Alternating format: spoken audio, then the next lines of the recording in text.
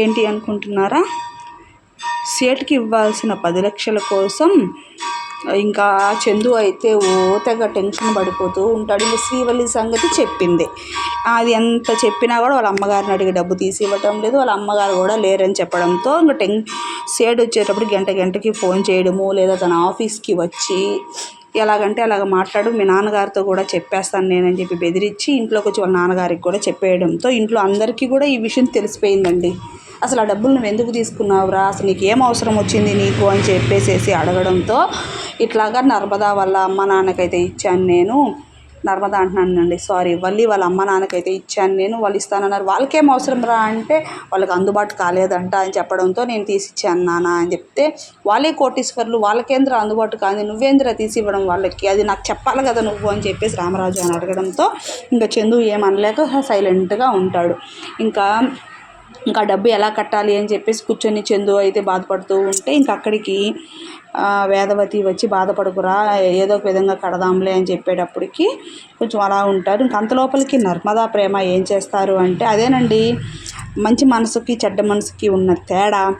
నర్మదా ప్రేమ ఏం చేస్తారంటే వాళ్ళ నగలు ఉన్నాయి కదా, వాళ్ళ పుట్టింటి వాళ్ళు ఇచ్చిన నగలు ఉన్నాయి కదా, ఆ నగలు తెచ్చి ఇదిగోండి బావా ఈ నగలు తాకట్టు పెట్టుకొని ఆ సేటు గారికి మీరు 10 లక్షలు కట్టండి, మీరు అస్సలు బాధపడకండి, మేము మీకున్నాము, మీరు ఎందుకు ఈ 10 లక్షల కోసం డేలా పడిపోతారు అని చెప్పేసేసి అనడంతో అప్పటికన్నా బుద్ధి రావాలి కదండి ఈ వల్లికి. అమ్మయ్య ఈ సమస్యకు పరిష్కారం అయితే దొరికేసింది అది అన్నట్టుగా ఊహించుకొని వీళ్ళు డబ్బులు ఇచ్చారు కదా, ఈ నగలు అమ్మయ్య ఈ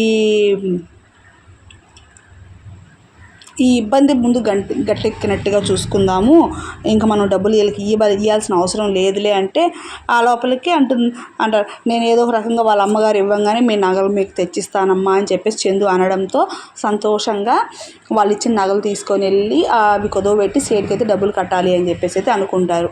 కానీ ఇక్కడ నర్మదా ప్రేమ ఎంత మంచి మనసుతో ఇస్తే ఆ మంచి మనసును కూడా ఈ వల్లి ఏం చేస్తుందంటే అర్థం చేసుకోలేదన్నమాట. దీన్ని కూడా ఇంకా వాళ్ళకి ఇవ్వకుండా నగలు కూడా కొట్టేద్దాం, మనమే కొట్టేద్దాం, ఇంకా మనం డబ్బులు ఇవ్వాల్సిన అవసరం లేదన్నట్టుగా ప్లాన్ వేసుకుంటూ ఉంటుంది. మంచి మనసులకి ఇలాంటి కుళ్ళుబోతు మొహం కోడలు ఒకటున్నా చాలండి, కొంపలో ఒక ఇల్లు నాశనం.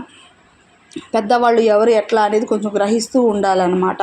పొలాలు పెట్టే గుణం ఉండేవాళ్ళు ఇలాంటి వాళ్ళు ఇంట్లో ఒకరు ఖచ్చితంగా ఉంటారు. ఆ విషయంలో వల్లి అనేది చాలా బాగా చూపిస్తున్నారు అన్నమాట డైరెక్టర్ గారు. ఇంకా ఈ డబ్బు ఎలాగైనా ఇచ్చేయాలి, ఈ నస పోగొట్టుకోవాలని చెప్పి వల్లికి ఎట చేయాలో అర్థం కాలే సమయానికి నర్మదా ప్రేమ అయితే డబ్బులు ఇవ్వడంతో గండం గట్టెక్కి పక్కన పడినట్టు అయిందన్నమాట. చందుకు కూడా చాలా సంతోషంగా అనిపించింది. అప్పుడు అనిపిస్తుంది అన్నమాట మన వాళ్ళు ఎవరు బయట వాళ్ళు ఎవరు అన్న సంగతి. అంతే కదండి. వీడియో నచ్చినట్లయితే లైక్ చేయండి, షేర్ చేయండి, సబ్స్క్రైబ్ చేసుకోండి.